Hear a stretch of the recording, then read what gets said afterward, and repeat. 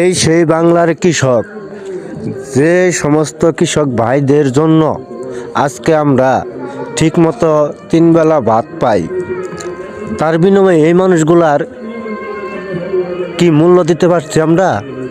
না।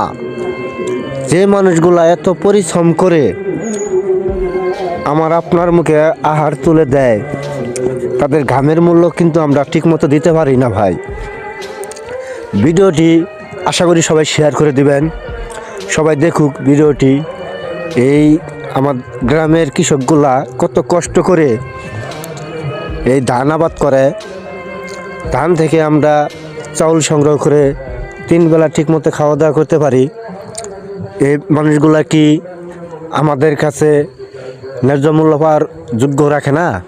অবশ্যই রাখে, কিন্তু তার মূল্য আমরা দিতে পারি না ভাই। ভিডিওটি শেয়ার করে দিবেন বেশি বেশি করে। সবাইকে খুব অনুরোধ করে বলি, এই ভিডিওটি সবাই দেখুক, সবাই জানুক আসলে আমাদের গ্রামের কৃষকগুলা কত